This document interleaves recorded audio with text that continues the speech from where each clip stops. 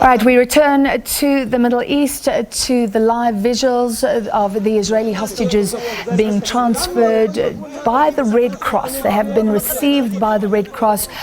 We bring back international editor Sophie Mokoena.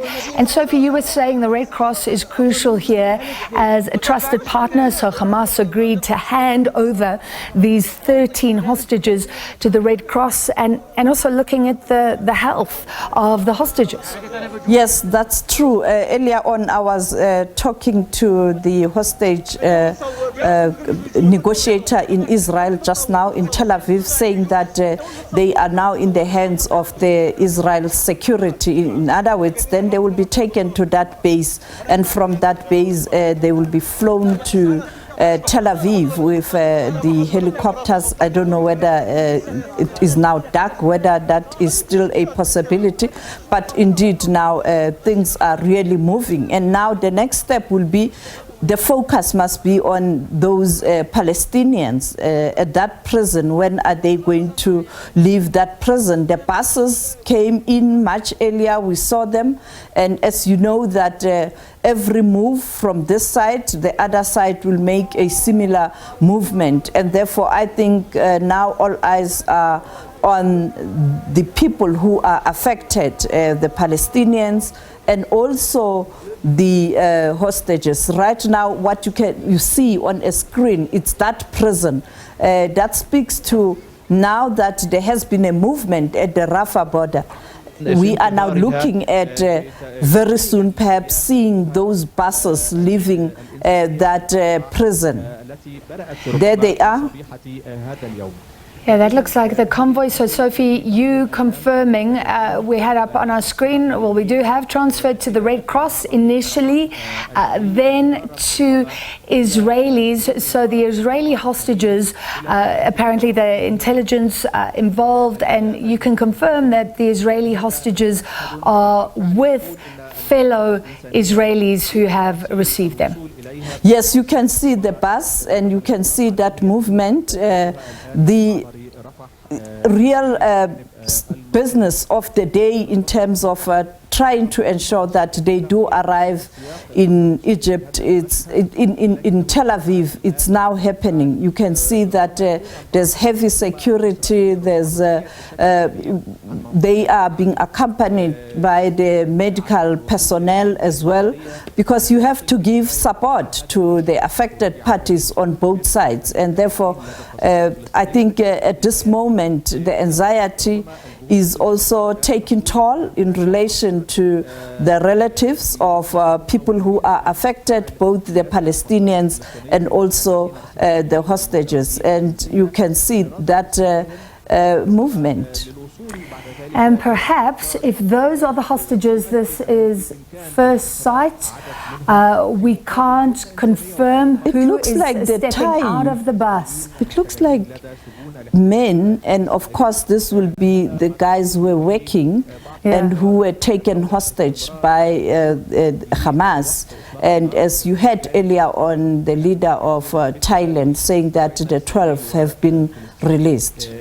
So 13 Israelis being released, and also a cohort of Thai nationals. That was also agreed to, apparently Qatar throwing that in on the request of Thailand, and Hamas saying yes, that the Thai nationals would be released as well.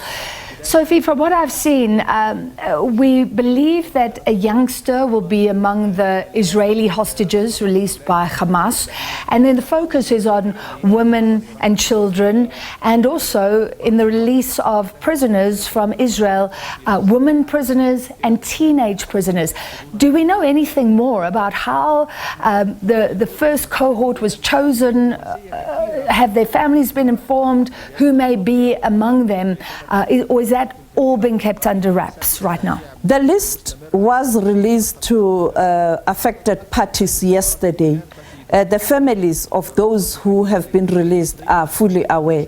You know that when I spoke to Moti earlier on, the hostage negotiator in Tel Aviv, who's got strong links with government because he's a former member of the Israel Defense Force, he pointed out that it is a humanitarian pause, and therefore you target issues that are really sensitive, like the vulnerables. And therefore, women and children, we know in all situations, they are being categorized as the vulnerable. And therefore, you can see that they are amongst those who will be released. You expect to see children from both sides. We know, including the Palestinians, you have young ones that side. Sophie, some news just coming in.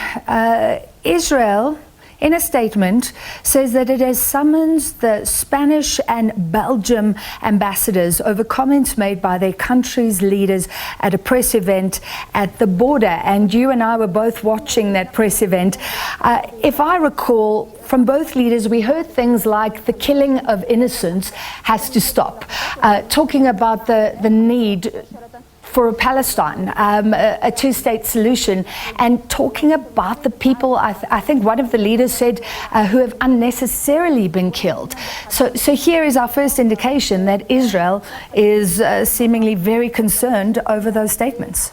Well, clearly Israel is fully aware that the scent is drifting. Those two leaders from Belgium and from Spain were very, very harsh in terms of the truth and nothing else but the truth. And I think what even got Israel hot under the collar, it's when the two leaders emphasized that the time has come for the world and different countries to recognize the state of Palestine.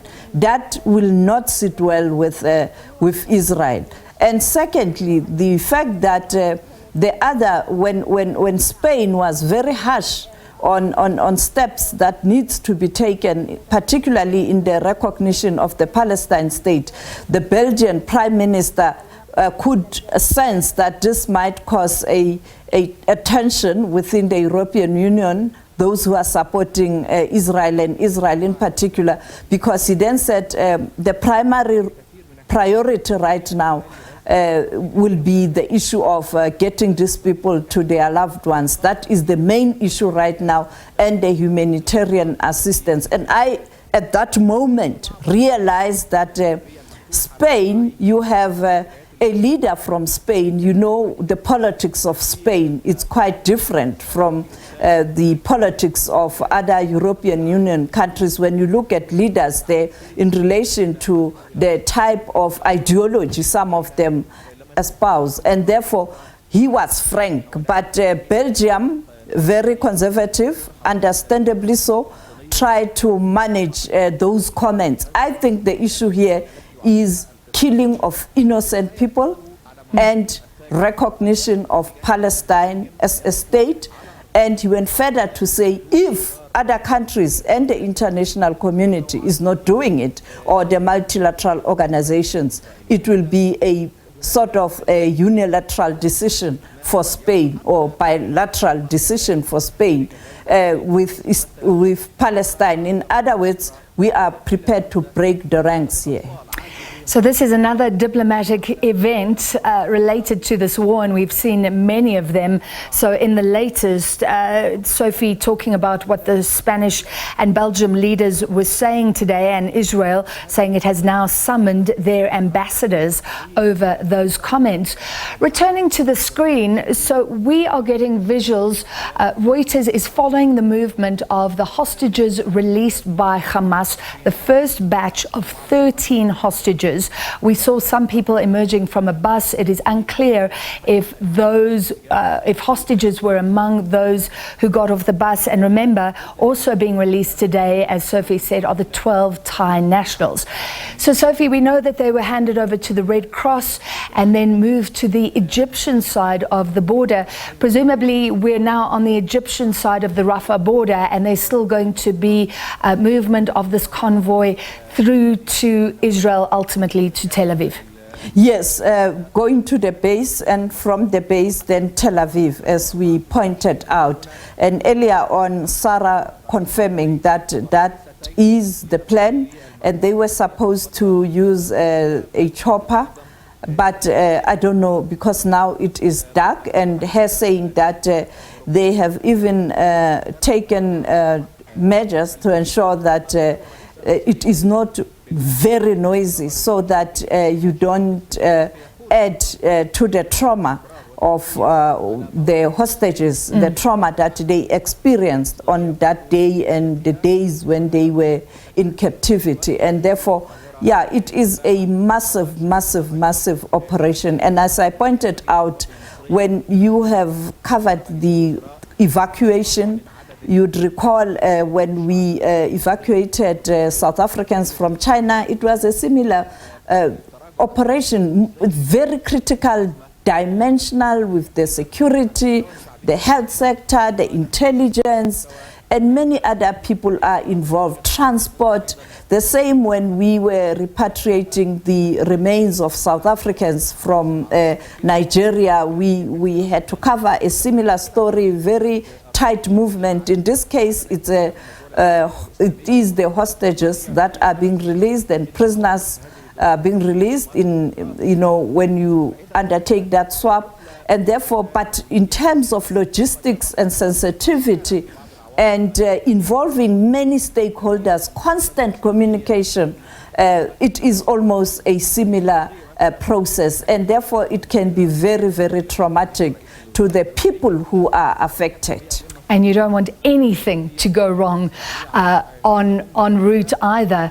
So we are seeing Egyptian writing on the screen, these visuals seemingly coming from Egyptian media, and we understand that the hostages are now on Egyptian soil. That would be the 13 Israeli hostages, as well as the 12 Thai nationals. So just to give you a bit more information on those hostages, they were released in a separate agreement, according to Reuters, mediated by Qatar and Egypt with Hamas. And that happened, the separate negotiations were opened when Thailand's foreign minister visited Qatar at the end of October, which led to this specific agreement, Hamas saying that it would release the Thais. And now that is happening in conjunction with the release of the first batch of hostages over 4 days. Eventually, if all goes well, 50 Israeli hostages will be released by the end of 4 days, and in return, Israel has agreed to release Palestinian prisoners, 150 of them. Sophie, final wrap up from you. I mean, now it's the waiting game, because that is the next step, the first tranche of Palestinian prisoners. Yes, my contact in Israel is telling me that they are now moving to the Israel military base, and they will start their long journey to recover.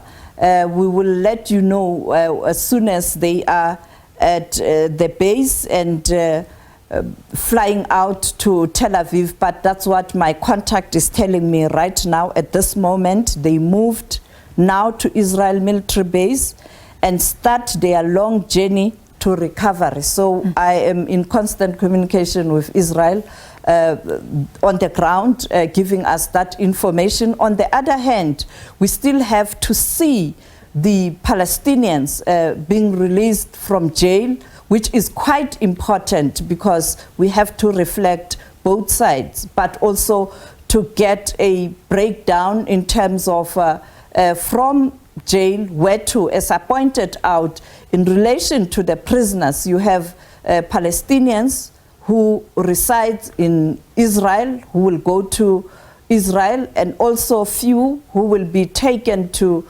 Gaza, who are from Gaza. And therefore, this is a very complex operation, as I pointed out, similar to when you are evacuating people from a war zone. Every minute is important, every second count. You can't get it wrong, particularly at night, because anything can happen. Because when you look at these countries, you have different groups in these countries. Somebody can do it deliberately to spoil a party or to spoil the efforts of Hamas, or somebody can do it just to spoil the efforts of the Israeli government in ensuring that the hostages are released. And therefore, it is a very, very military type of operation, and it has to be conducted with military precision. And that is why the military will also play a very, very prominent role with Red Cross, an institution worldwide that has served the nations and many nations during difficult times, during war, and doing what they are supposed to do. Thank you very much, International Editor Sophie Mokoena.